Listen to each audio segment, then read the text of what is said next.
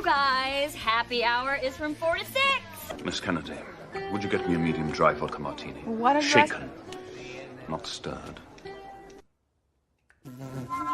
Hold on. I'm not hearing it right. Hold on.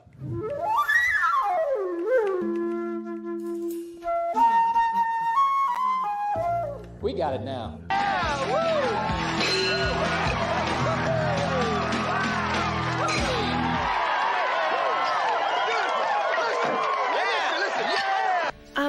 Is there alcohol in this? Oh, God, honey, no. What kind of mother do you think I am? Why do you want a little bit? Because if you're going to drink, I'd rather you do it in the house.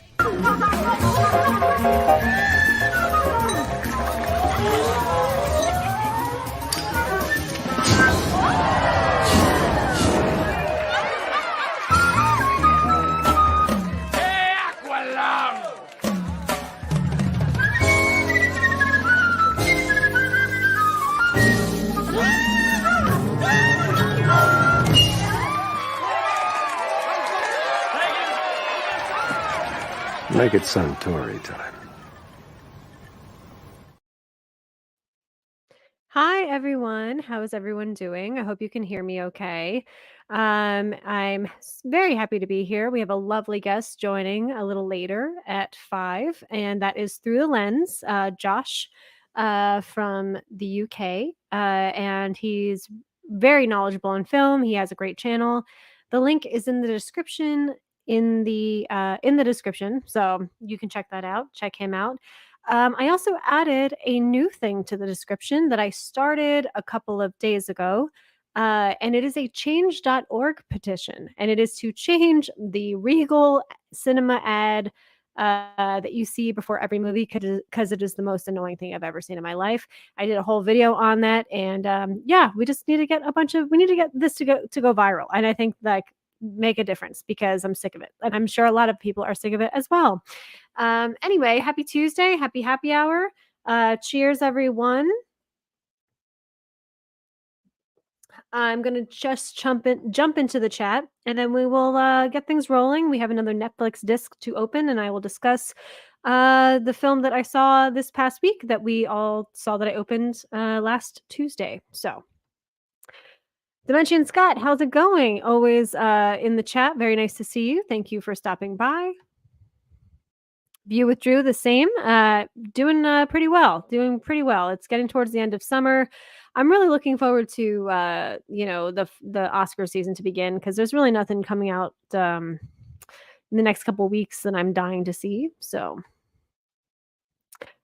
nice, very nice, Tyler. That's great. You have a sauna. That must be incredible. I think you mentioned that once before. It's so healthy. Yeah, that's fantastic. If I owned a house, I would put in a sauna as well. Emmett, how's it going?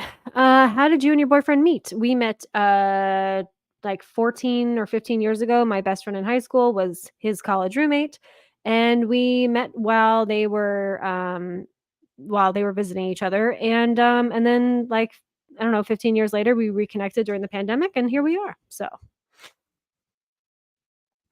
I did see Blue Beetle, and it did flop. It's really bad, actually. The marketing did nothing for that film. The movie's not bad. It's just fine. And it's to the right out. It is there's a lot of aspects that I did like. A lot of it was a little copy paste for me, but I really like the family aspect, and George Lopez stole the show, in my opinion. Hello, I am doing well. Hope you are doing well as well, Jason. Thanks for stopping by as always. I saw you on the Movie Cynics channel with a lot of great YouTubers like The Critical Drinker, Mahler, and Little Platoon. I know it was probably hard to get a word in. I mean, I think everyone on that stream is very respectful of each other, and they let each other speak when they have something to say. Yeah, that was a really enjoyable time. That was celebrating the Movie Cynics 100,000 subscriber landmark. So that was a really nice celebration for him. And yeah, no, it was a good time. They're very nice people. So we had a good conversation, and there were a lot of people on that stream. So coming in and out. Yeah, it was fun. I'm glad you checked it out. I actually haven't, and I know this that a lot of people have seen Spawn from 1997. I have not seen it, but I've heard. I think I've heard good things about it. If people in the comments think I should check it out, I will definitely check it out. Yeah, 1997. I remember it coming out. I was on the younger side. I was around 10, so but I will definitely check that out. Oh, thank you. That's very kind. Yeah. I've been on Cynic's live stream, I guess 2 other times prior. And yeah, it was nice to be a part of that. So I it was a pleasure. I felt very honored. I have excellent news that will make you and everyone in the chat scream and cheer. I saw Blue Beetle recently. I got a new Lego Marvel superhero set, and I hit 600 subscribers last night. Well, congratulations, Drew. That's fantastic. Yeah, 600 subscribers is a really big deal. So yeah, congratulations. Keep rocking it. Keep putting out great content as you are, and that's really cool. I don't own any Lego anything really, but there is a Lego store in Midtown Manhattan, and every time I walk by, I love seeing the huge epic pieces that they do. I think there might be a couple Lego stores here, and they always have these like incredible windows that you can look at what people have created for the stores. It's really nice. I do like Nicolas Cage movies. They're not always winners, but I do like Nicolas Cage. The last thing I saw him in that I really liked, and I always forget the name of this movie. It's the one with Pedro Pascal, where he plays himself essentially. Absolutely loved that movie. I had a really great time, and both Nicolas Cage and Pedro Pascal, I feel like, worked really well off of each other. So if I sound glitchy, by the way, I would like people to let me know in the chat. I just recorded a something with Bone Bridger, and I've really kind of fixed all of my technical issues recently. I'm thinking that maybe it was my internet earlier that caused some problems. So if my sound sounds like kind of like digital or I'm cutting in and out, please let me know in the comments. I'm really trying to fix all of these technical difficulties that I've been having. So and any feedback is much appreciated. I'm not going to get upset. It's stuff I need to hear because I want to put out, stuff that people can listen to easily, watch easily. So yeah. But yeah, I like Nicolas Cage a lot. I didn't see Renfield, but I do want to see that at some point. Like talk like oh, I think he's in the chat, so I'm sure he's here. Speaking of the devil, not literally, he's not the devil. Trying to catch my favorite happy hour. Cheers. Yes, thanks for stopping by. At least I got TIFF to look forward to next week. Yeah, I'm so jealous. I'm gonna try to figure out what the deal is with the New York Film Festival. It's around the same time. Like I think it's after. That's so cool. I know a couple people go into that. You're gonna have such a blast. I'd love to know, Tyler, what movies you are planning on seeing at TIFF. There's so many good ones, and a lot of the Oscar, potential nominees have not premiered anywhere except they're planning on premiering to premiere at TIFF. Obviously, some have already premiered, some have already even been in theaters, but a lot of them have not, and a lot of them are going to be, premiering at the Toronto Film Festival. So please let me know in the comments, Tyler, what you're going to be seeing that week. I'm going to take this time. Actually, well, I'll just say it really quick. I'd love to go to a film festival someday. Yeah, they're really awesome. I haven't really been to a big one, and I really need to make that happen because it's right up my alley. So okay, no further ado. I'm gonna open this up. We're doing this every week until we no longer can. And again, I have no idea what this is. Came in the mail. Last week, I got On the Waterfront in the mail. I had not seen it. On the Waterfront was absolutely, I don't even know how to say. It was just so amazing. It was masterful. I absolutely loved it. If you haven't seen it, it's an Elia Kazan film with Marlon Brando in the leading role. You can see how many movies it influenced, and especially John Wick. If you were a John Wick fan, of the whole franchise, or even if you just like one or two of the films, if you watch On the Waterfront, you will see so much was influenced by that movie. So I highly recommend it. It's from 1954. It's really incredible. The script is incredible. The directing, the acting. They're all method actors from the Lee Strasberg School. Think of like inside the actor's studio. It's like very much that, like very Pacino. My goodness, that movie is just absolutely fantastic. So if you haven't seen On the Waterfront, highly recommend. And that was the Netflix movie of the week last week. So we get another one today. We'll see what it is. Let's see here. Okay, so this is a movie I have seen. So this is a watch for Max because he hasn't seen it. It is the three billboards, three billboards outside Ebbing, Missouri. And if you don't know this, this is a Martin McDonagh film. Frances McDormand, Sam Rockwell. Sam Rockwell actually won Best Supporting Actor for it. It's a really good film.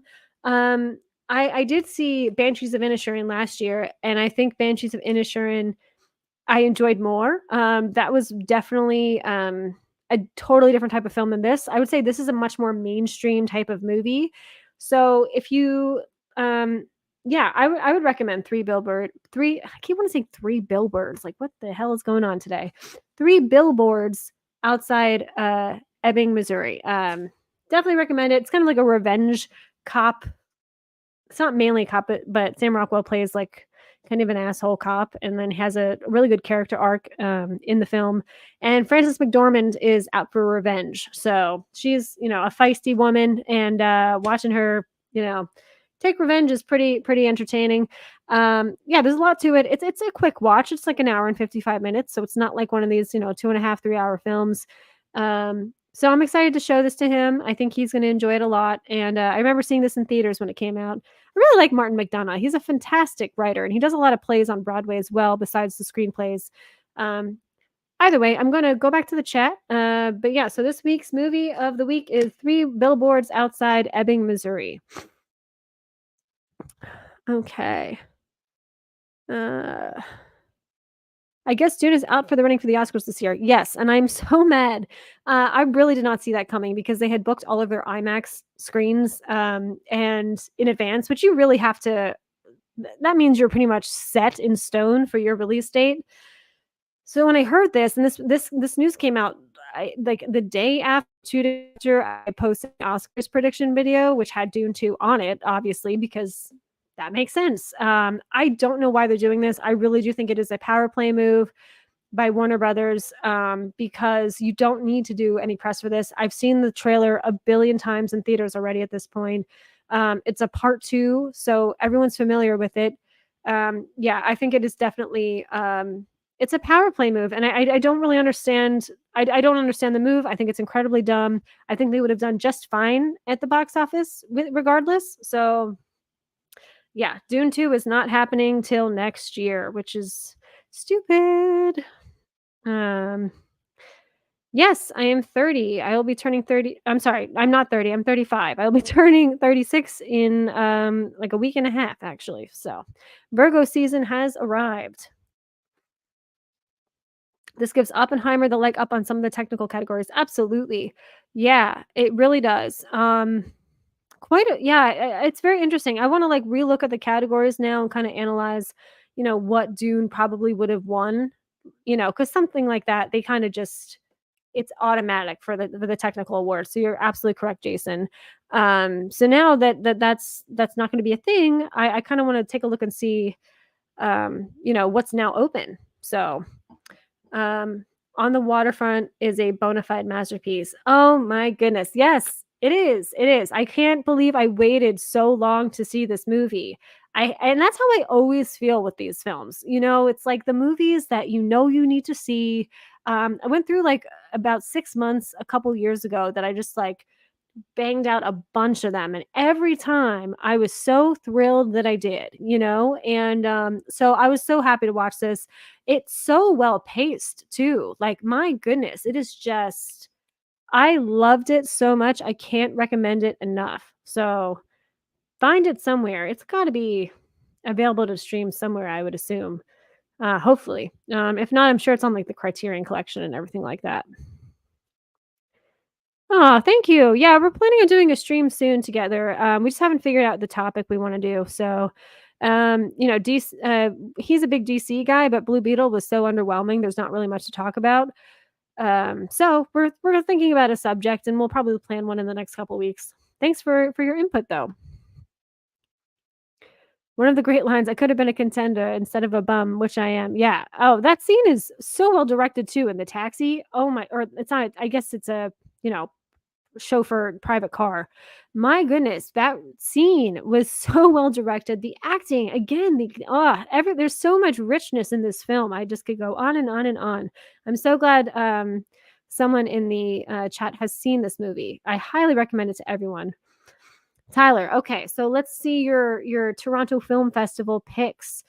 Kill is a Bollywood. Oh, I heard about that movie. Boy Kills World. I don't know that one. The Holdovers, Alexander Payne's film. Yes. L'amour feu. Is that? I'm gonna ask you. I think I only know the American title of that, and it is. I apologize. I have to look on my list. I had it in my Oscars predictions. I'm just not positive if the translation's correct. It would be sorry guys. I just really want to just confirm with him. Anatomy of a Fall. I want to know if that's it. It doesn't look like it is French wise, but I know Anatomy of a Fall is a big Oscar French contender this year. So I just wanted to check with Tyler if that's what he's going to be seeing at the festival. Robot Dreams. I have not heard of that. They Shot the Piano Player and Sly. I would love to know more about these films. That's fantastic. I'm actually going to do.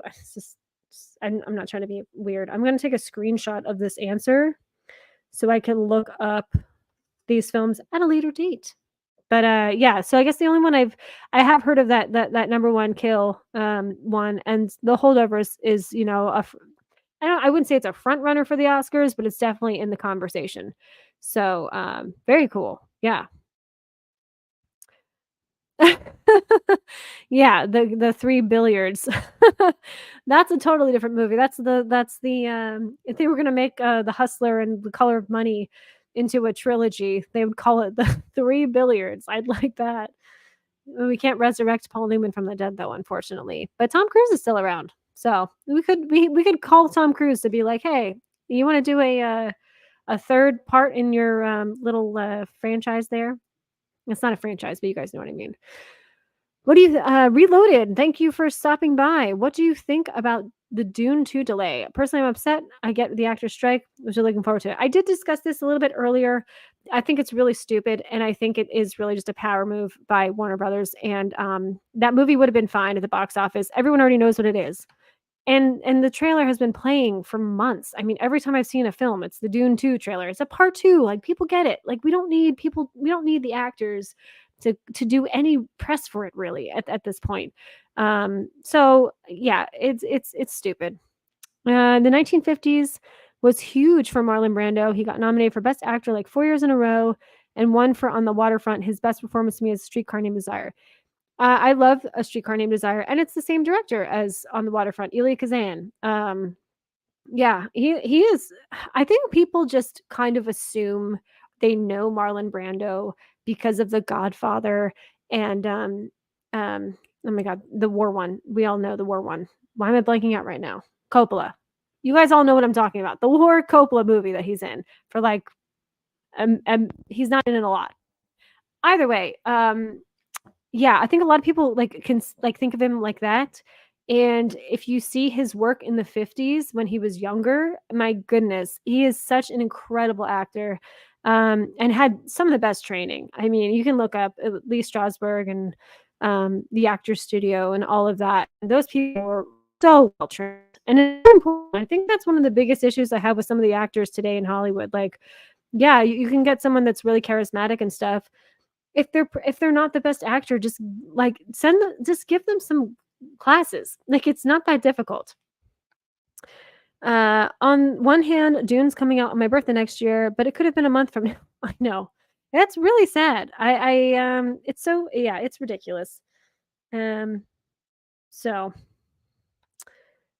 Stay home, wash hands at Chris Quilly. Hello, Chris Quilly. Thank you for showing up and stopping by. Yeah, no, I agree with you. And Dune changing does benefit everything else for sure. We'll see what happens this year with the nominations. Hello, Mika. How are you? Thank you for stopping by. Welcome to the stream. Hope everyone is having a lovely happy hour. I know I am. I like what the critical drinker and neurotic say that not having actors out there saying stupid stuff might be helping their movies. Is anyone really going to say something stupid about Dune though? I mean, I get the whole Rachel Ziegler thing and Snow White and things like that, but when it comes to like Oscar films and like that time of year, I don't really think those actors would be saying anything. I think they're all pretty professional, and I think they understand at a certain point like when to give an outrageous opinion and when to keep it at home. I know what you're saying though. Yeah, we'll see. I don't know. Let's see here. My birthday is September 8th, so it is coming up. L'amour faux is an older movie a friend talked me into. Okay, so they show older films and not just new ones. Okay, I didn't realize that.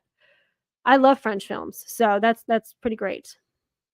Hey, Kal-El, thanks for stopping by. Actually, Andrew, we've been talking on and off about the Movie Cynic stream, specifically the 100,000 subscriber stream. So, which actually Andrew was on. I'd love to have you on my channel sometime. That'd be great, Andrew. We should connect. I don't know if you're on Instagram though. I know Bagface is.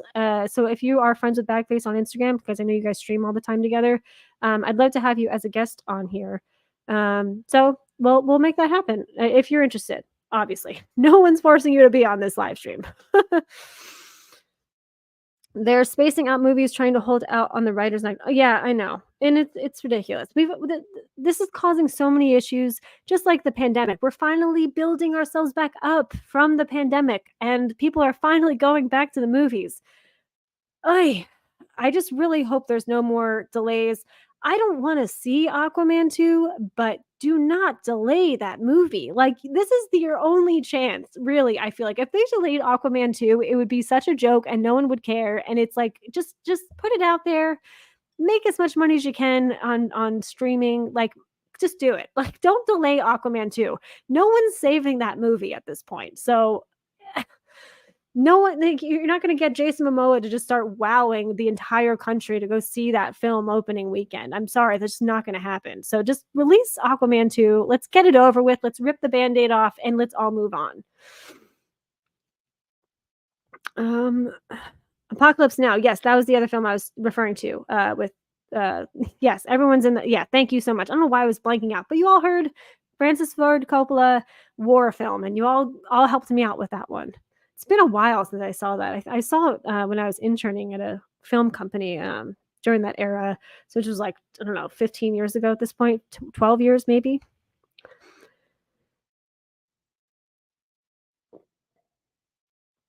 Nerdy Film Girl. Boy Kills World is not a Full Metal Jacket sequel to Boy Meets World. That's hilarious. You should make a little parody project of that. That would be funny as hell. Bill Skarsgård's an orphan in the jungle, trained by one of the henchmen from the Raid and the Raid 2. Well, I love Bill Skarsgård. Actually, since we're brought up Bill Skarsgård, is anyone interested in him being Lex Luthor moving forward in the new DC universe? I'm curious. I'm so torn because I could see Alexander Skarsgård doing it as well. They're both up for it. So if you're into Bill Skarsgård or Alexander Skarsgård becoming the new Lex Luthor, definitely let me know in the comments because I'd love to talk about that. We have only a couple more minutes till my guest arrives. So I'm going to go through this and then we'll get into some other things. Only problem with Brando is after winning an Oscar, he got pretty lazy and it shows for about a decade. Yeah, it's really a shame. I'd love to watch a biopic or something on that. I wonder if they're ever going to make one. I would love to see that actually. There's a couple of like people that I would love biopics on, and if you have one I'd love to hear in the comments below, like one they should make a biopic on. My two favorites that I really want to see well, this is one now that you guys are bringing up. I would love to see a Marlon Brando biopic. I really want an Eartha Kitt biopic. I think she's one of the most fascinating women in ever in Hollywood. And I would love a biopic. And I think obviously you have to get someone that nails it and really can evoke every aspect of her because she was such a fascinating woman. But yeah, give me the Eartha Kitt biopic. Why hasn't it happened? Rachel, I'm not sure what you are discussing, but I'm sure I just got lost in the comments with this, referring to Rachel. But thank you for the comment. Love a Streetcar Named Desire. Been able to see a couple of the stage play auditions as well. My favorite being the one with Gillian Anderson as Blanche. I heard that version was amazing. So I wonder if it was ever filmed because I'd love to see that. I think that was a really big deal when that happened, and I heard like she got rave reviews. So people are saying hi. Movies are cool. Yes, they are fans of something. Hope you're doing well. Hope you are staying cool out there. So yeah, it's getting a little cooler here. It's been a little humid recently though, but there is a pool down my street, so I'm very happy about that. It's public, and I've been trying to just cool off with that because it can get so hot in the city. My goodness, like you need that breeze, and like trying to get to the river as much as possible. You get that like ocean air. It's very nice. But it has been hot, and you guys live, I believe, in. I want to. Don't get mad. I think it's Georgia that you guys live in. If not, I want to say Florida, or maybe you were from Florida, moved to Georgia. I know Haley is from like Ohio, if I'm mistaken. Anyway, I know you guys are in a very warm, potentially humid climate. So I hope you guys are staying cool. At least going to the movies, it's nice and air conditioning, and we all love to do that. So at least we can stay cool by seeing something fun, you know. I have Twitter, but I'm thinking about making an Insta, so I'll let you know. Oh, perfect. I'll look you up on Twitter then, and we can connect there. Hey, Tracy. Hello, fans of something. I just dissected your entire, I don't know, trying to figure out your location. I'm pretty positive I know, but I just meant with the weather and all. I'm pretty sure. Only have a couple more minutes left till my guest is here. Everyone's saying hi. I wish you a happy birthday when it comes on Instagram. Thank you so much. That's so kind. I think Aquaman will do well. Last one was $1 billion plus what's going to compete with it. So, I mean, it is a good point that the first one did really well. There's not a lot to compete with it. I think Willy Wonka is really the only big one. Because before that, you have Hunger Games and the Marvels, and that's in November, I believe. So December, which is when Aquaman's coming out. Unless I'm wrong, I'm pretty sure it is December though. You're right. There's not a lot of competition except for, obviously the big award season films this year. So, I mean, it could do well. It really could. And I'm not wishing it to be bad. I'm not that type of person. I'm just really hesitant. I mean, again, it's been what, 4 years since that movie's supposed to premiere? Something like that? 3 or 4 years? So I'm just saying it's been so heavily delayed. I just really don't want them to delay it even further. Which I think you guys can totally understand. Oh, thank you very much. That's very kind of you, Emmett. How does he look bald? I wonder who you're talking about. Oh, you're talking about Lex Luthor. I mean, there's a billion ways to do that. Either Bill or Alexander Skarsgård's Lex. Yeah, I'm so down for either. So I think they're both great actors. I love them. And Bill Skarsgård, who I've really only known from the It franchise. I thought he was fantastic in John Wick. Was it 4? Yeah, it was 4. So yeah, I'm fine with either of them. Which one is which? Yeah, the younger one, Bill, was in the It franchise. The older one, Alexander, you would know from True Blood, and then like Big Little Lies, Bodies, The Northman. So that might ring a bell for you to differentiate.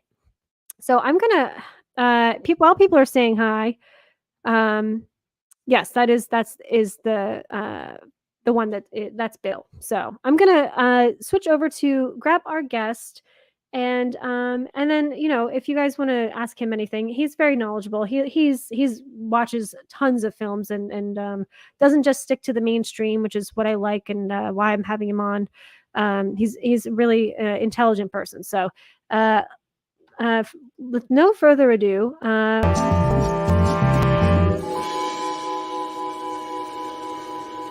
You guys, happy hour is from 4 to 6. Miss Kennedy, would you get me a medium dry vodka martini? What is Shaken, not stirred.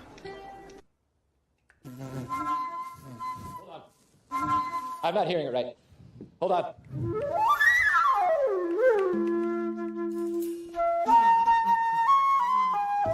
We got it now.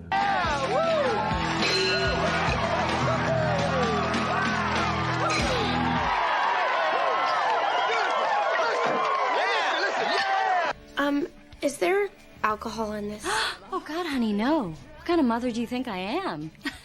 Why do you want a little bit? Because if you're going to drink, I'd rather you do it in the house.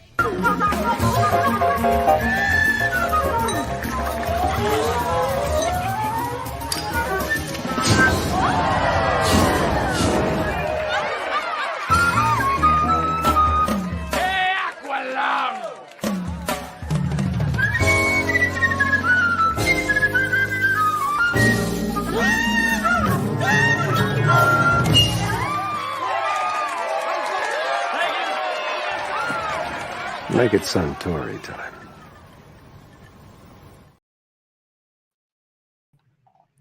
hello, my friend. Welcome. Hi. Thank you for having me. Yes, absolutely. I forget specifically where you live. I know you're in the UK. Yeah. You want to tell everyone where you are? I am in in terms of like country or? Yeah, well, country and maybe like region, I guess. Oh, right. I'm in southeast of England, so the dodgy part of England, sadly. But yeah, I'm not too far from London, I guess. So That's very cool. yeah. They're very nice. Do you get to London often or once in a while? I went to London this week. I had 2 concerts in London, so I went there, and then yeah, it didn't take too long. It was about an hour on a train, if Wow. that. So it wasn't too long. Cool. That's cool. Mm. I can relate to that because before I moved to New York, I was around like an hour train ride from New York. So I totally get that. That's great that you're so accessible to that. I've Yeah. always wanted to go to London, so one day I will make the trip. Yeah, it's quite nice. You just got to be selective where you go because you don't want to get caught up in the bad sections. But if you go to the touristy parts, you'll be completely fine. Oh, very So- cool. Good to know. If anyone in the chat is in England and wants to say hello, please feel free. Yeah, we've been talking about a couple different things. We were talking about the potential Lex Luthor, Alexander Skarsgård, Bill Skarsgård. I know they're the two Right. runners. I don't know if you have a preference. I'm kind of okay with either of them. I'm not too phased, honestly, as long as the film's good, which Yeah. James Gunn's making it, so there's hopes because he did well with the Suicide Squad. I think he actually understood the tone of what those characters are. So if he can bring that to Superman, then we're hunky dory, I guess. But otherwise, I've got little to no interest in like Marvel and superhero films anymore, like I used to. Yeah. Because when I was younger, I was obsessed with them. Obsessed. But now I've kind of broadened my horizons, and I'm like, yeah, superhero films aren't the only thing that exist. So, yeah. Yeah, I think if they just cut down on the quantity, I think that would make a big difference. It's like they have a purpose, but when it becomes oversaturated, then we start to lose interest. We want to Yeah. have that fun experience at the theater where we're all really pumped to see it, and it used to be like that. And I'm really hoping that as they've noticed, their box offices have not been great on both Marvel and DC. I hope No. they kind of start to understand that. I don't know what just happened to my camera. So 1 second, I'm gonna ask you a question. Maybe you can talk about some of the movies you've liked this year. So I'm gonna Yeah. fix this, and I'm gonna put you on solo screen. Some of the things you've seen in the theater that you've enjoyed. Okay, so some of the movies I've liked this year. So Oppenheimer being one of the better ones. I think that really nails home the idea of like fragile male egos. I think Oppenheimer had a I can't say it properly. Fragile male ego, and it's really I haven't seen something like that since Social Network, so it was great to see. Cross the Spider Verse. I'm not a Marvel guy anymore, but that was like top tier. Had everything I wanted it to have. Barbie was pretty great. I know a lot of people don't like Barbie, but I thought it was pretty interesting and pretty unique and a big juggernaut for the industry. How to Blow Up a Pipeline was one of the better ones as well. That's in my top five. Past Lives is my favorite of the year, though. Past Lives is an absolutely beautiful film, which I just rewatched this week. And it kind of sends you back to that one place which you remember, kind of thing, because a lot of people like to live by what they remember and what they kind of familiarize with. And Past Lives is that definition, and is kind of like a what if scenario, which life kind of gives you. So yeah, Past Lives is probably the best film of the year, and probably will end up being that by the end of it for me. Yeah, I'm so happy you said that. I'm actually posting my review on Past Lives, I believe tomorrow. nice. And I have to agree with you. I am so blown away by that movie. Yeah, Um, did you? So I keep trying to find when it's going to be available to stream for free for people. You know, if it's Netflix or Hulu or whatever. I know right now you have to pay for it, but I've had a lot of people ask me. I'm sure it'll be, I don't know, maybe a month or two, but I know some of the indie ones you wind up still having to pay for them even towards Oscar season. So yeah, yeah. I'm not too sure about that, but I saw it not too long ago for the first time, and it blew me away. I knew I was gonna love it, but I didn't think I'd love it this much. I didn't think that a film this simple would be so effective, because a lot of the time the films which are most effective always have complex layers to them. But Past Lives is a very simple film at its core, because it's literally just childhood friends meet up again and describe what if. That's it. mhm. And you never think that a film like that would succeed, but the way that Celine Song kind of weaves her way around that topic, it's just beautiful to see. And you don't see it a lot in film anymore. You don't see the whole what if scenarios of life in film much. And it is great to see. So I'm very happy that that's the best of the year and that I got to see it finally. Because, yeah, It was really hard for me in my review to not dive too deeply into spoilers, and so I kept mine yeah, pretty because I know a lot of people haven't seen it yet. But I do kind of want to when it gets closer to Oscar season and people have seen it. I kind of want to do a live stream with a panel about that film. And since you are an advocate for that movie, just like I am, I will definitely have you on if you're interested. yeah, for sure. Yeah, it is. It's such a special film, and it is absolutely incredible. Yeah, your picks in general are pretty aligned with mine as far as the films that you enjoyed this summer. Yeah, I think you know the box office has been very interesting. I'm glad people are coming back. I know what you're saying about Barbie. I think it is a juggernaut as far as the box office goes. And I did thoroughly enjoy it until the end, the last quarter. I thought the messaging just got a little bit messy, but it didn't like, you know, I it's not like I hated the movie. I know a lot of people are very upset about this movie, which is kind of I ridiculous. know, I know. Yeah. That's. I've had a couple Twitter rants about it because it's all I've been seeing.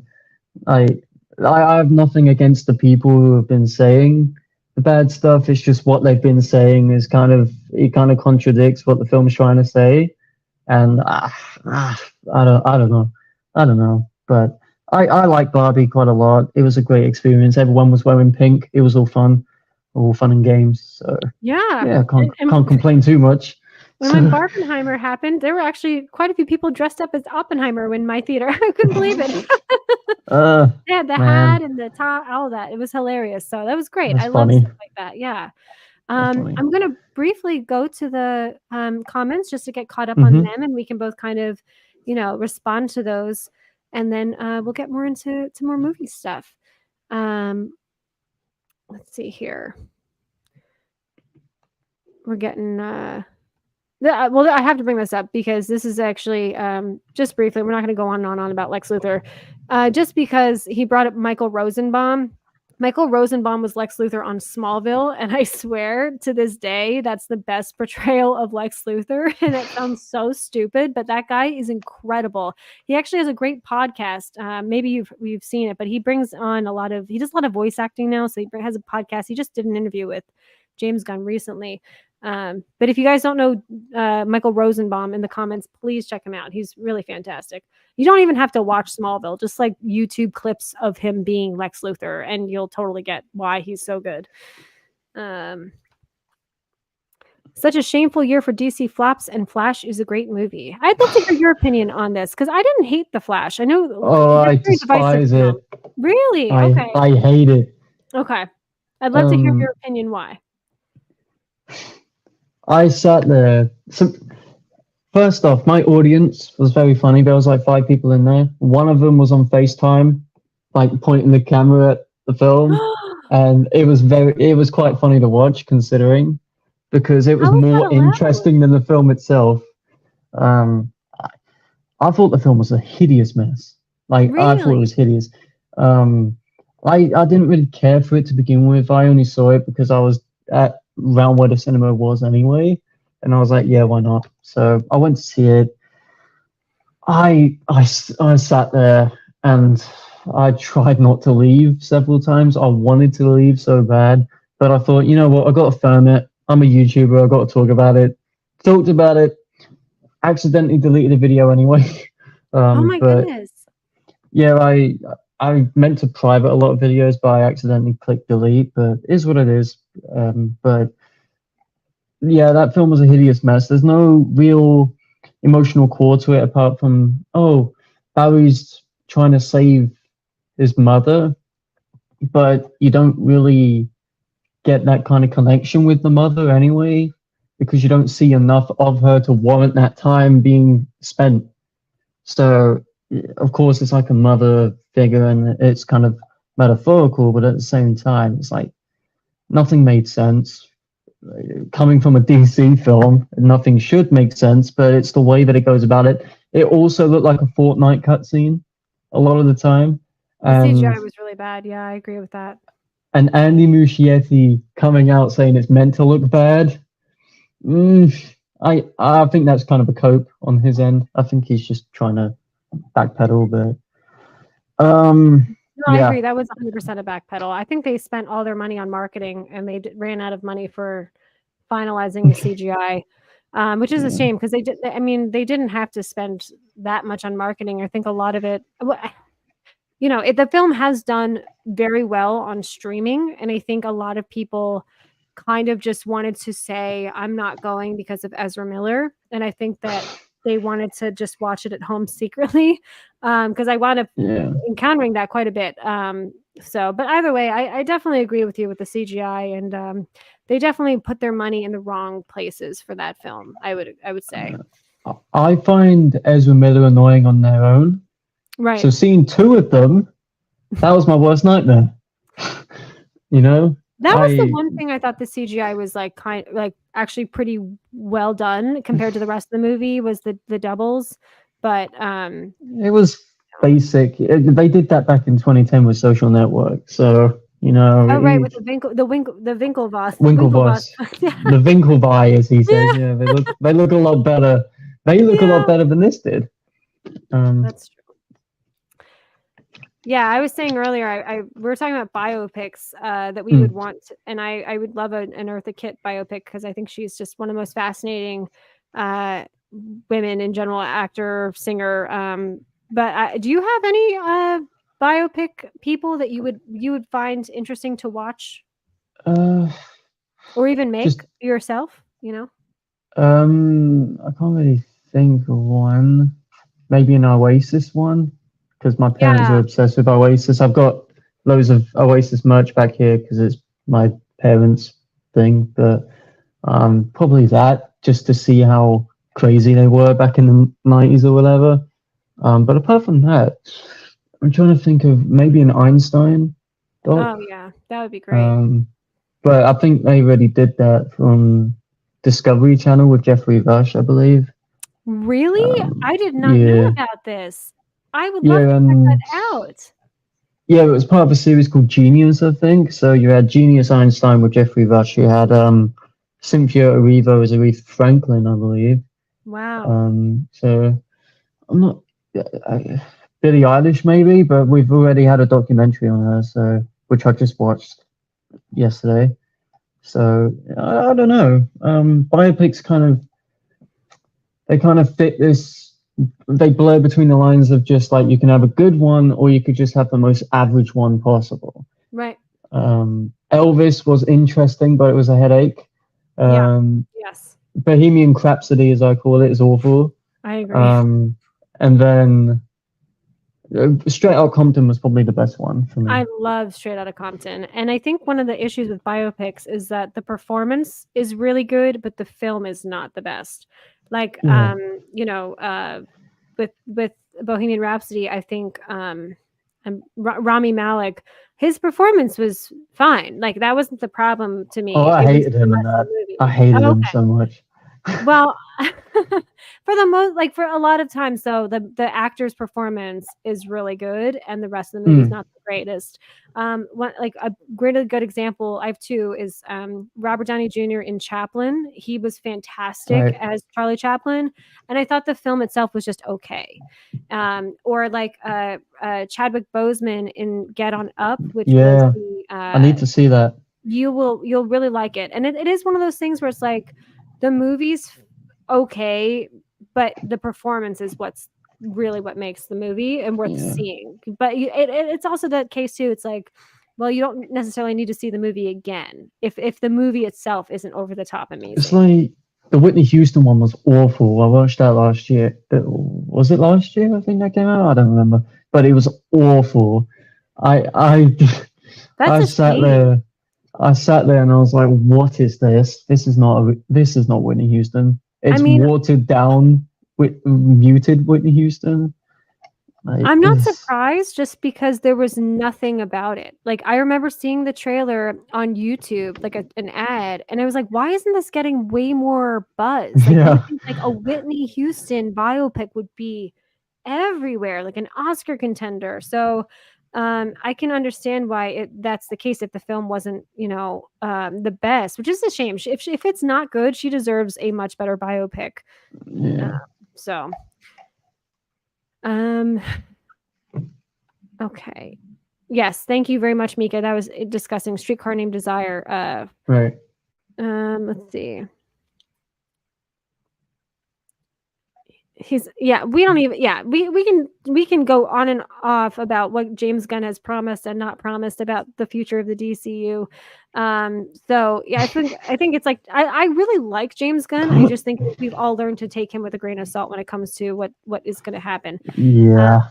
I wanted to ask you actually, did you see Blue Beetle, and did you like it better or worse than The Flash? I'm seeing it tomorrow. Okay. I don't have hype for it at all. I love the character. I used to play him. I used to like main him in Injustice 2, but I don't like the look of this film really. It looks like a film you'd see on Disney Channel or Nickelodeon back in the day. When you watch it, you will be able to tell that it is definitely filmed with the mindset that it's going to be for streaming. Yeah, absolutely. So I will say I do like him, the actor, and I think that Blue Beetle character should continue in the future of the DCU. The movie is very copy paste.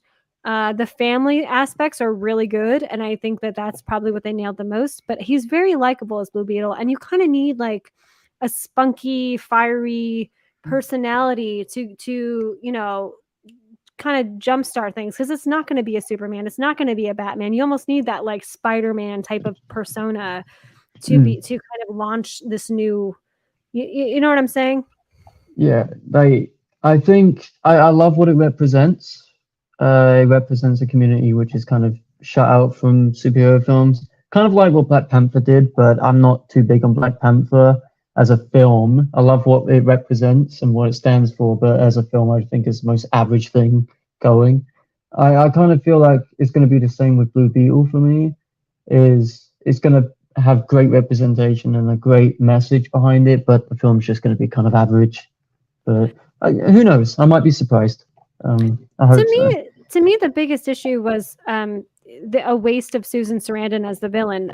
Because I love her. Yeah. She looks gorgeous, by the way. I mean, she has aged like fine wine. She looks incredible.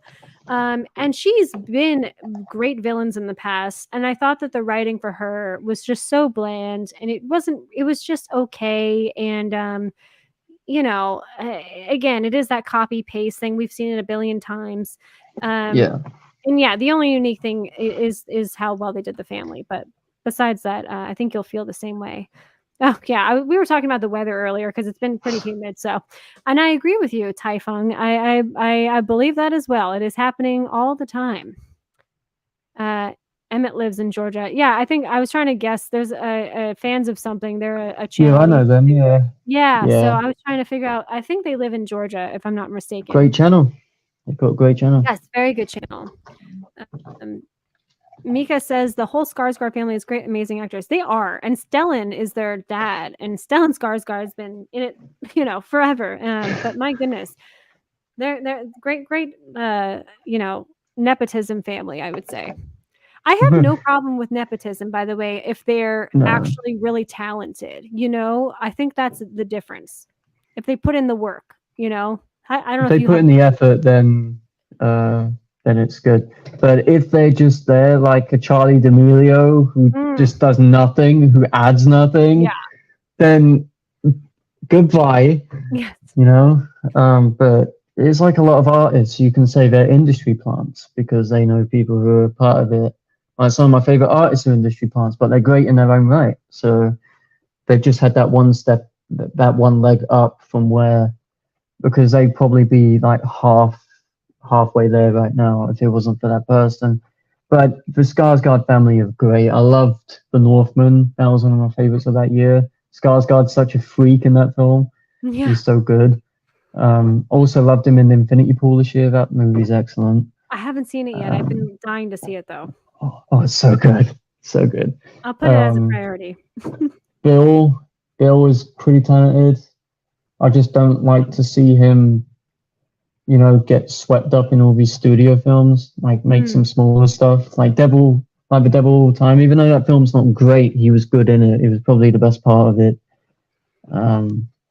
But yeah, I think a great family. Stellan from Nymphomaniac, Volume 1 and 2, Yes. and what was it? Good Will Hunting as well. So Oh yeah, and if he eventually wound up doing Marvel, but I felt like at that point I'm like, just give this man a paycheck, He wound up doing for Thor. He was the scientist. Yeah, he ended up being a butt of every joke in those films, but those movies are kind of jokes in themselves. Right. And I feel like at that point, though, I think that's the thing. It's kind of like with older actors, once they get Marvel roles, you're kind of like, oh, good. Like they need that. Like, I'm happy that they have that paycheck. So it's like a security blanket, just in case, and he's worked so much. I mean, what an artistic, person. So I was happy. I'm always happy when actors like Helen Mirren, like I'm happy she's getting a Marvel role just to get those paychecks at this point. So.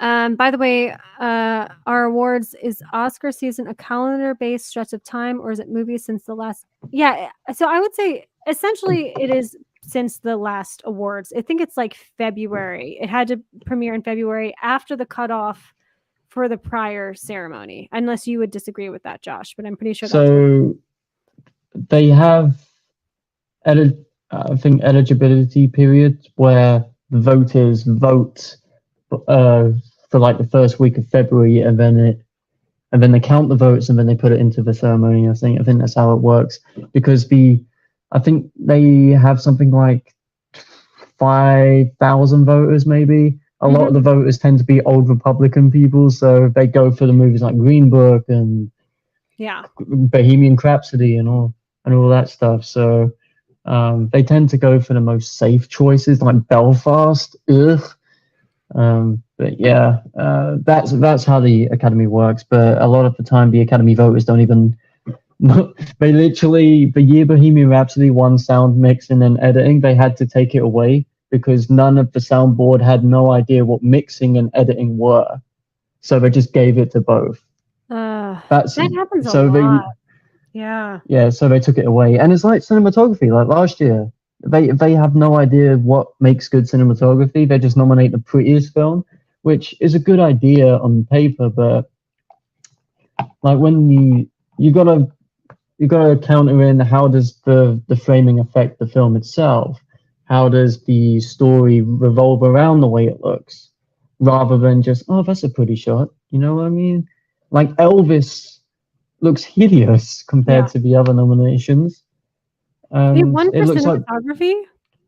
no, it got nominated though. Oh, okay. I see what you're saying. And I was thinking you could have nominated a bunch of other stuff. The Northman you could have nominated. The Batman. The Batman. Yeah, like Greg Fraser's one of the best cinematographers out there. Yeah. Why not nominate him again? Yeah. But I don't know. The Academy always find a way to annoy me every year.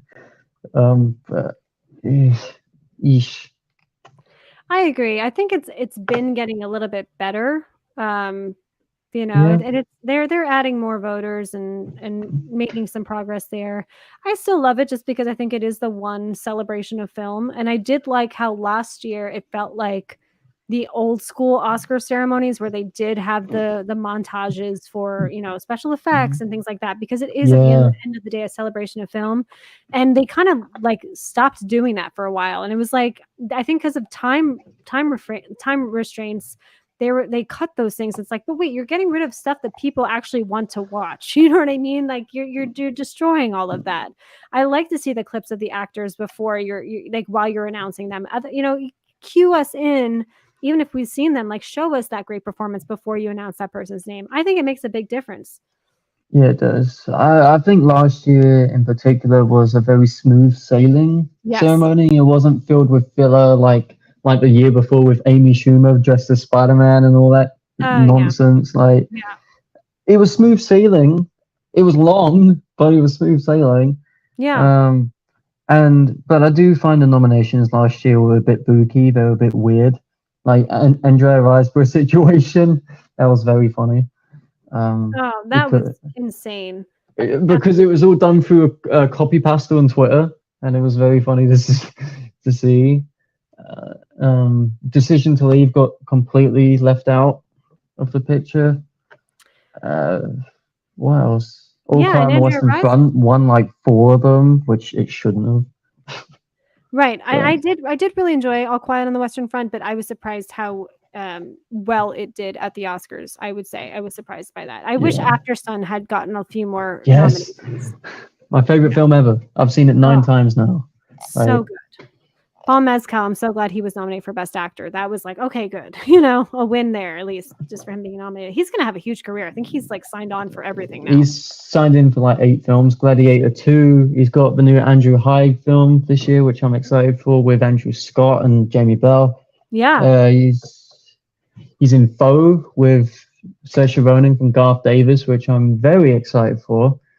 I love the guy. He even though some of his films are kind of just like God's Creatures I watched from last year, that was very meh and very average. Okay. And very Irish. Like I wish there were subtitles. But it was, the film was fine, but he was the best part of it. You can always tell when he's in it because you know that he's going to be the best thing in it. You know what I mean? So yeah. I'm just going to get back to this chat real quick. Mhm. Dell, he has a great channel. Dell on Movies. He does this thing called Movie Swap, where he'll get another YouTuber. They'll plan in advance. They'll show someone a couple films. He'll show them a couple films. And then they get to discuss it. And it's a really great concept. And I'm happy that he's here. Are you close to York in England? No, York's about 5 hours away because that's on, I think that's southwest. Okay. I believe. Cool.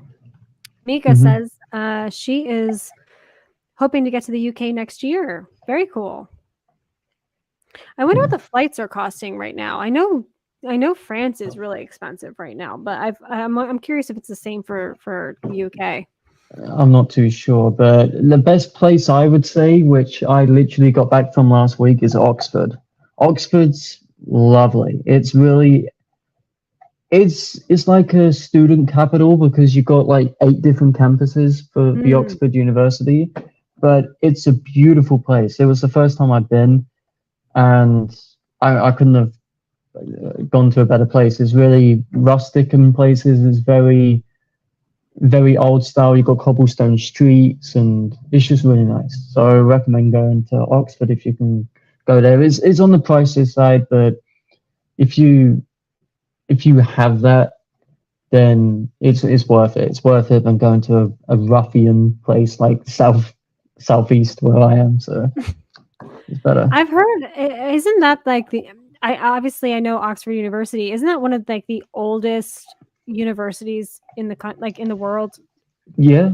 My brother actually went there because he actually got into Oxford, but refused it because he said it was very, very like, oh, I'm better than you kind of thing. So he didn't end up going there, but he did actually get in.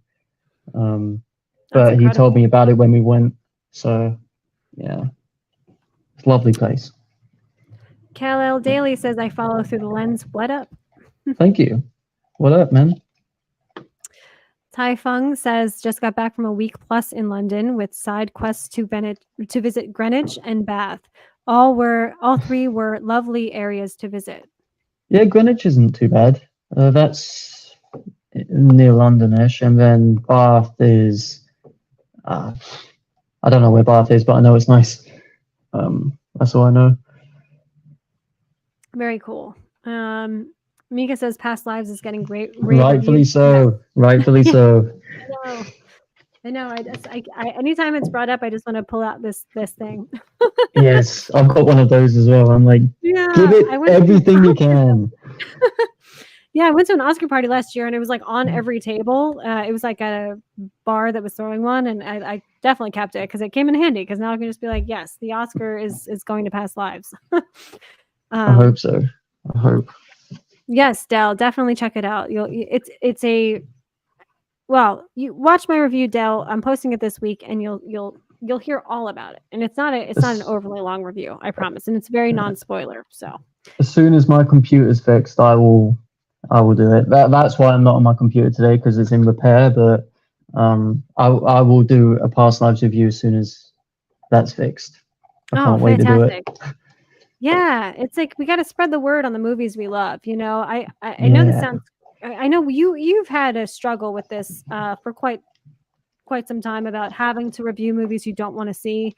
I'm on the same boat with you, and I actually purposely did a review of Strays, which is that dog comedy. Oh no! That trailer has annoyed me. Every time I've gone to see something, I put my headphones on because I hate hearing Will Ferrell's voice coming out of that dog saying the same thing over and over. I know. I bring up the trailer in the review because the movie's actually really good, and the problem is it takes you about 10 to 15 minutes watching the movie for your brain to really adjust to the fact that these dogs are talking. And then once that happens, it's fine. And I said in my review, like, the trailer after watching the movie makes it works so much better, and it's not annoying. I can totally see where you're coming from because I had the same response initially, but I purposely made a review of it because I thought it was really good. And I saw so many critics that like showed up late, and I just couldn't stand. They didn't want to review it, and it's like, well, then don't be a movie critic. I'm sorry. Like there was an audience here, and the writing's actually really good, and the voice acting is really good. And they used real dogs, and it took a lot of work to put this movie together, and it's actually not bad. So, you know, it's a fun time. It's an R-rated comedy. There's a need for that. You know, it's fine. Yeah, I tend to focus on the movies which I want to see now, which like Past Lives and stuff. I like to talk about those kind of films on the channel rather than the bigger ones because I have no interest in them. As much as other people have interest in them, I'm just like, I'd rather talk about films I care about for my own sake, and spread the word of the good stuff which people are missing on, you know? So that's what I try and focus on now. But I can completely see where you're going from. I will see Strays when it comes on streaming. That trailer just did the film dirty, for the looks of things. That film looked complete dookie from that trailer. But It's hard. Yeah. I'll It's give that it a uncanny watch. valley thing. It is weird to watch a trailer like that. I totally get that, and it makes it seem like it doesn't. Yeah, it doesn't work. And I don't know if you have dogs or any pets. I don't have dogs I or do, pets. yeah. Okay. I have a Chihuahua, and I Okay. always wonder what he's saying, what he's thinking, because he stares at me all the time, and I'm thinking, what do you want? And he just doesn't tell me what he wants. He doesn't show me or anything. He just stares at me. He's like an NPC dog. I'm like, what do you want? But yeah, I always wonder what he's saying. So I completely understand why they made this film, because it's kind of like, what if there was a raunchy side to what they're feeling? So And there's a lot I of get it. emotions in it. There's a lot of heart in the movie too, which isn't portrayed in the trailer. And I think I've heard it does resonate a lot more with people that do have dogs or pets in general. So Yeah. I think you'll get it. And then Will Forte is a really good villain in it, because you absolutely hate him. He's like the worst dog owner on the Will planet. Forte. I love him. He's a trip. And this is a question that I'd love to ask you. What's a movie character you didn't like at first, but was eventually redeemed in another movie? That's a really hard question. Does it have to be a sequel or something? Because I can think of some characters which I don't like on in like singular films which haven't got sequels, and they're not studio films. Yeah. I mean, yeah, I guess you could interpret this question in you know what? Let's do this. He wrote some of his examples, so I'm going to put this up here. Right. Redemption. Oh no. Electro. Oh, and No Way Home. Yeah, it was I think it was at least it better. was better, but it wasn't much better. Right. For me, one of the characters I didn't like is but I think it was on purpose, is Red Rocket's. Sorry. Oh, okay. Caught me off guard. Red Rocket's Mikey. You don't like him on purpose. Sean Baker makes it purposely so you don't like him. But as the film progresses, you kind of think, yeah, this guy's great. I kind of love him. I just love everything that guy does, even though he's very scummy. He's scum of the earth. He is very funny, and he's kind of likable by the end. And Sean Baker does a great job at kind of conveying that in his script. So that's one of them. Apart from that, can't really think of any else. Yeah. I didn't realize I was muted. Those are good examples. Yeah, it's a very, very tough question. I feel like I'm sure there's examples of where there was a character that was maybe like underutilized and had a different director in like the first film, and then in like the sequel with a different vision that they worked out better, or the writing was better for them. I mean, the most basic thing I could imagine is just comparing Joss Whedon's Justice League to Zack Snyder's Justice League. Oh. You don't have to love Zack Snyder's Justice League, but I think you can't deny that it is an overwhelming improvement of that. I kind of do. I think I went to see the 2017 one with my dad, and we both left saying, my dad liked it because he liked schlock like that. I left thinking, what is this? He bought the 4K of it, and we haven't watched it since. Yeah. Zack Snyder's Justice League came out. My dad didn't like it because it was too long, but I loved it because of the tone it set. And the whole cyborg stuff is so much better and so much more clearer in this. Yes. Like the whole take flight scene. Oh, chef's kiss. Like, it's not a perfect movie by any means, but it's a vast, significantly different film to what Scumboy, whatever his name was, Whedon, whatever, made. Like, He tried to make an Avengers movie, and it just didn't work. Yeah. I agree. I saw Joss Whedon's Justice League by myself. Actually, I went and I walked out of the theater and I was like, "What the hell did I just spend my evening on?" It was horrendous.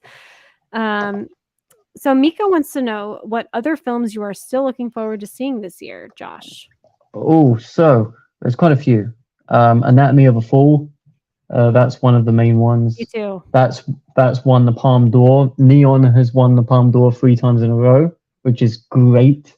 So you had to 10 win the Palme d'Or, which was Neon. You had this win the Palme d'Or, and then you also had, I think, Triangle of Sadness, which I'm not too keen on, but that's here and all there. The new Ryosuke Hamaguchi film, which is showing at Venice. I'm very excited for that because Drive My Car is one of my favorite films now. I love Drive My Car. Maestro from Bradley Cooper. I know a lot of people are like, Dewgate, but I couldn't care. Couldn't care less. It just looks excellent. It looks excellent. And I hope this gives Bradley Cooper his Oscar finally. He's been nominated 9 times and he's like 0. Wow. But Aggro Drift from Harmony Korine and Travis Scott, that's way up there now. Yeah. A full infrared film, are you kidding me? I'm in. I love Harmony Korine. The guy's a certified weirdo, but Travis Scott is also a certified weirdo. But I loved Circus Maximus, his concert film he did for Utopia just now. That was excellent. So I'm very excited for Aggro Drift. But there's a lot of films which I'm excited for. Dune Part 2, if that was ever going to happen, sadly. Yeah. But Fair Play from Chloe Dimon, which is coming onto Netflix. Yeah, there's some good movies coming out, which I'm very excited for. There are, and there's a few that the trailers haven't even premiered yet, and a lot of them are going to be at the Toronto Film Festival. One of them that I'm very interested in is Saltburn, and that's Emerald Tunnels. Yeah, I'm really curious. Trailer tomorrow. Tomorrow? Yes, Jacob Elordi looks like a freak. I'm in. I can't wait to see that. Thank you for letting me know. Yeah, Saltburn, and then Killers of the Flower Moon, obviously. Yes. There's going to be quite a few big ones coming out. I'm so curious if they're going to postpone The Color Purple. No, they're not. They're keeping it. I hope so, because they said that about Dune. So I hope, because it would be so stupid to get rid of 2 of your Oscar nomination films just because of the strike, just to have a power play, prove a point. I hate the fact that it came out that the Marvels were getting no IMAX screens, and then Iger was like, boo, and then Dune 2 has been delayed. Guess what he did? He snapped up those IMAX spots in a second, didn't he? I'm so mad. You put what looks like an awful film in favor of a good one. Yeah. You could stop this tomorrow, Iger. You could just pay your actors. They want 0.18% of the annually revenue, which is nothing. That's what, like $43 million, I think it equated to. That's nothing. Mm-hmm. But instead, you're prolonging this just to get out of paying $43 million. But you would easily pay $350 million for a film no one cares about. Right. What? I 100% agree with you on that. It's a nightmare. I mean, I did see, at least with the writers, they probably would have come to a deal as far as the finances go in their last meeting, but because it was very close. And then what they didn't agree on still tremendously was the AI stuff. So it's just so problematic with that. The AI stuff that's a completely other story, because they'll get I think it was like a $300 payment, but they will get no work in the future because the AI will be used to replicate them. That is an awful and scary thing to think about. It's basically just Black Mirror. Yeah. It's Black Mirror.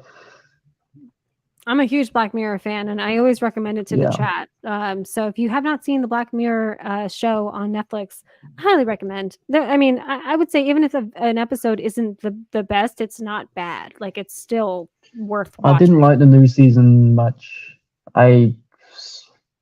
Mazzy, what was it? Mazzy Day, was it? The camera one? I've only seen the first 3 episodes. Oh, Because right, okay. I'm like I'd like to binge stuff, but with this, I'm just like, oh, if I'm taking my time because I know it's going to be a very long time until we get more Black Mirror. Yeah. So. It was fine. Like the Joan is Awful one was kind of funny at points because Ayo Edebiri showed up, and I was like, it's my girl Ayo. She's ruining it this year. And but- that's what's happening. That's the best example for this strike going on right now. You know, I'm telling you, Charlie Brooker is such a time traveler. Like, people say he's ahead of the curve. Yes, He's people ahead of say Matt Groening with The Simpsons. They always joke that he's a secret time traveler. I'm like, this dude is 100% a secret time traveler, just because he puts things out and writes things years and months before they actually come to fruition, and we all watch and we're like, wait a second, that's reality now. So Yeah, crazy. For sure. There were great moments in The Flash, but they didn't involve Flash. Supergirl, Batman's. I'm sure you, even though you didn't like The Flash, I'm sure you liked Sasha Calle as Supergirl. I really wish we got a Supergirl, her version of Supergirl moving forward in the DC, and I hope James Gunn changes his mind. I feel like that's not going to happen though, because I really liked her representation of that. Yeah, she was fine. She was fine. Yeah. She wasn't the worst part of it, for sure. She was probably the best part of it, and she's barely in it. So, what does that tell you about the film itself? If one of your main draws is barely in it, Yeah. No, she's got such charisma. She seems so nice. And I feel bad because there's so many videos of like when she was offered the role, and for someone like that is a life-changing role, and then to be told, oh, but it's just for like one movie. You're not actually going to continue.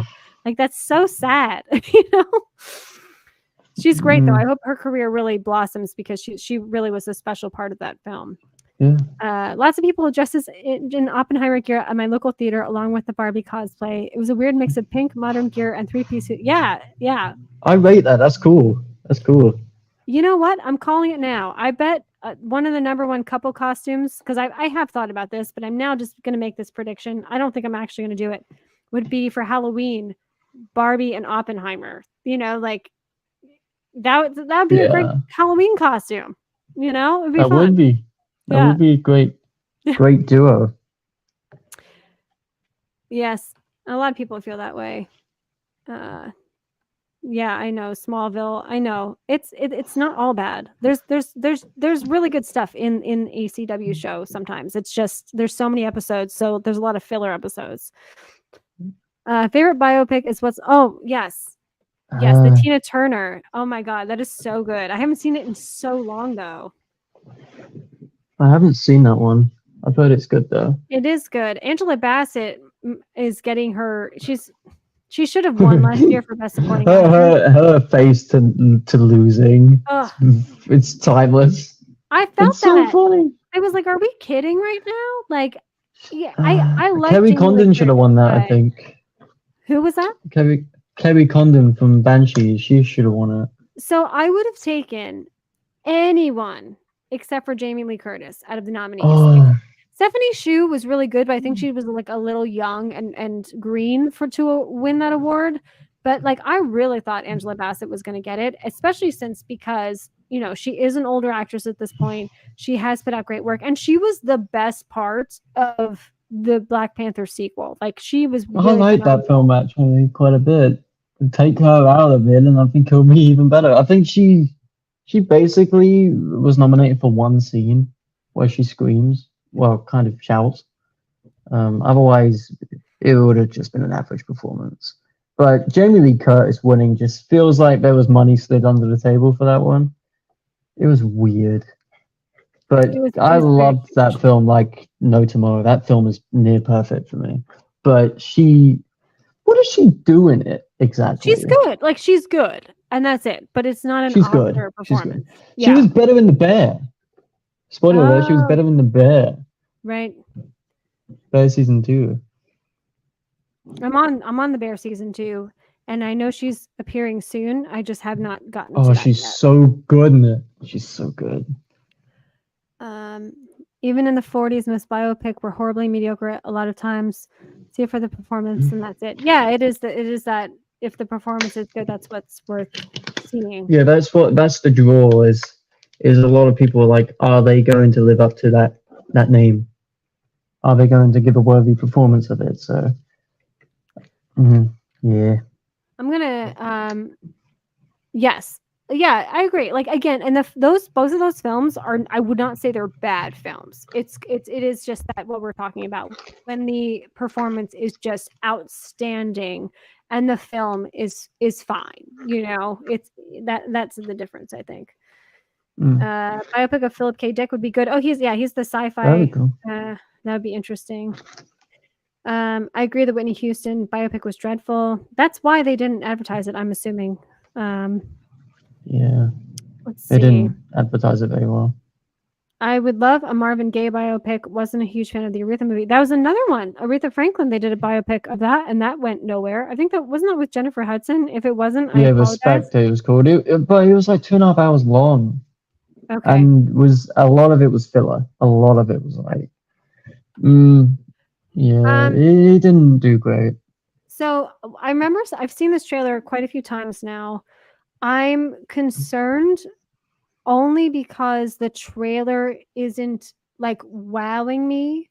I know they want to focus a lot in the trailer of his hardships and stuff. It feels the trailer felt like a little rushed and kind of cheap. I'm not saying the movie's going to be like that. I'm definitely going to see it because I'm very curious about Bob Marley's life in a biopic. It felt a little made for TV as far as the trailer went for me personally. But I've seen films where the trailer sucked and it was an incredible movie, and I've also seen films where the trailer was amazing and the film was really bad. So you never know. Yeah, I think it looks good. I'm excited. It's from the director of King Richard. I like King Richard. Yeah, I liked it from what I remember. I haven't seen it since. I bought it on Apple TV recently for like £4. I was like, yeah, why not? That's a great movie. Yeah, but I bought it because I'm doing a video about the Best Picture nominees from that year ranked, and that was in it. So, but the film looks good. I think Kingsley Ben-Adir will be the best part of it, obviously. Yeah. But I think it looks decent. My dad likes the look of it. He's a music guy, obviously, because of all the music stuff. So, I think it should be good. It might be an Oscar contender for next year because I know it's coming out in 2024 now. So it got delayed. I believe so. Okay. I thought it was coming out next year anyway. I'm not sure. It might be January, February-ish, which, if so, woof. Yeah, it's tough. Very tough. It's fine if it's like the New Year's, like the week after Christmas, then that's okay. I feel like for a movie to premiere, but if it's like mid-January, late January, it's very tough to get an audience for that.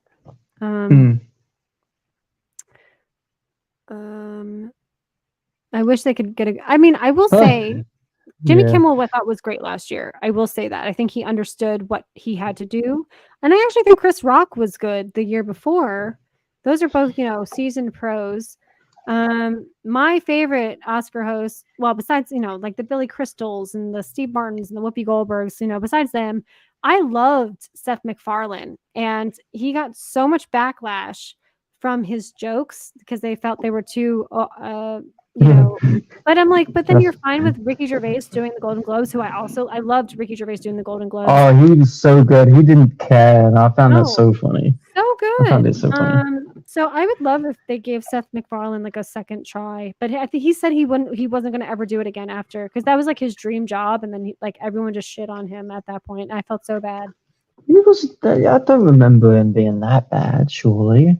No, it wasn't bad. His jokes were just, they felt were inappropriate. And it's like, well, that's Family Guy. That's Seth MacFarlane. He is a creative genius. So I thought it was But fun. Hollywood, it's just full of Hollywood elitists anyway. So I'm sure you can make fun of them a little bit. They make fun of not seeing the movies every year. Right. Exactly. Give it some welly, you know. But yeah. I have to pull this up real quick. I know we're Mhm. heading towards 6:00, but Laren, nice to see you. He's a really supportive person of all the YouTubers, I would say. Jimmy Nice. Stewart biopic, I would love that. I love Jimmy Stewart as well. That'd be a Nice. very interesting thing to see. Yeah, I think I'd like to see a James Dean biopic actually. Yeah, A guy, I guy from I think Rebel with James a cause. Franco tried to do that. I'm not. Oh, of course he did. Yeah. Of course he did. I have to just say this really quick. Mika, I did not name those people seeing this comment, like, at all. Oh, So, we're on the same page. I know they are the classic, like, considered best hosts. I I just had to say, like, my goodness, we're on the same page, is all I'll say. I'd like to see how Kevin Hart would have got on if Yeah, me people on too. Twitter were less douchey. I would like to have seen how he got on. But I think Pete Davidson might be quite funny. I like Pete Davidson, so That would be a trip. yeah, Yeah, Pete it'd be Davidson pretty doing fun. that. Yeah, I think they need to think outside the box, I think, a little bit. Like someone that obviously you can depend on. Because there's been, some nightmares. Speaking of James Franco, that one with Anne Hathaway and James Franco, that was like one of the worst years. No chemistry. They hated each other, and it was like you could tell, and it was so bad. Well, who doesn't hate James Franco? Let's be honest. At this point, I used to be a huge fan of his I until find him so funny in Spring Breakers, though. His performance in Spring Breakers should have got an Oscar nomination for how ridiculous it was. Yes, it was. Yes, and then they when he's playing piano with the Britney Spears song. Oh my god! And he's not even playing it; he's just going like this. It's so funny. Yeah, I think A Streetcar Named Desire, Network, and Everything Everywhere All at Once are the only movies to have 3 actor win. Oh wow! Yeah, that's really cool. That makes sense. Those are 3 great films. So, and the I recently got the record for Everything Everywhere. Got the score on vinyl. It sounds beautiful. That score was great as well. I'm glad it got nominated. Yeah, I agree. Remember when the Oscars removed Best Editing? Yes, I do remember this, and it was ridiculous. And then it was still the same length. Yeah, keep editing it. They were moved like more than once. It was ridiculous. Oh, they edited out Best Editing from the ceremony. That's quite funny, actually. Yes, it is hilarious. That's quite funny if you think of it. What would you see, I guess, for Robert Pattinson's The Batman Part 2? What would you think? What would you want to see? Because Robert Pattinson's Batman's quite grounded, and I don't know how Clayface is going to work. I know they're doing it, but I don't know how that's going to work because, Riddler. They made Riddler a goofy character turn into an internet hacker and an incel, which was really good. Yes, and the same with Penguin. I'm not too sure. Maybe some deep cut villain. I wouldn't pick Mr. Freeze or anything like that because that would not work for that universe. Unless you put him in an Iron Lung or something. I have no clue. Man-Bat would definitely not work. It's endless. The potential with that, I would say. Yeah. It's a good question, though. Yeah, so these are just comments about a couple people in here just agreeing that Zack Snyder's Justice League was astronomically better than Joss Whedon's. Yes, The Killer with Michael Fassbender. I think a video that it should be it's scheduled. So I did a review of the trailer with a buddy of mine, the Bum Bridger. That'll be on my channel. Nice. It looks really good. I had some. I keep telling the chat let me know with mic issues. I think it was my internet recording today earlier, but my mic was going in and out. I don't think that's the case here because no one said anything. But in my review, my mic is a little wonky, so I apologize. But we do discuss the trailer for that. I do love David Fincher. I'm sure you do as well. Yeah, David Fincher's the GOAT. I love Social Network. That's in my top 10 of all time. I've seen it numerous times. It's one which is weird to say, but I watch it with my dad a lot. And my dad's not that kind of person, but he likes that film a lot. Mank is probably the worst thing he's ever done. Yes, It's very much just like, give me Oscar, please, give me Oscar. Like, you got the whole scene where Mank is given an Oscar, and he's like, "Oh, Orson Welles didn't write the film, I did," and it's quite funny to hear because it's like, David Fincher didn't write the film, his dad did. Yes. And it's kind of like him, like, if he won that Oscar, being like, "Oh, I didn't write this film, my dad did." So I find that quite funny. But the movie itself was just, ugh. But the kill looks so good. It does. And I'm so glad you brought this up. And I will say, I did say this in the review that I will be posted. I brought up Mank a lot because this feels like, okay, Mank was poorly received. It got some nominations, but as far as a David Fincher film, it's poorly received. So let's go back to like the core of David Fincher, and that's what it feels like he's putting out for this. You know what I mean? Yes. He's not trying anything new or crazy. So this is a question for you. Any neo-noir movies that you recommend that indirectly deal with private eyes or flirts outside of the genre? Dark City, one of my faves. Brick or Under the Silver Lake? Under the Silver Lake's a great shot. Great shout. In terms of neo-noir, I always struggle to figure out which actually comes under that genre. Right, me too. Because you've got noir, like black and white films from like the 50s and whatnot, and then you've got neo-noir like Drive and stuff like that, which I'm kind of like, how does that fit in? But yeah. Cool. I'll be out in a bit.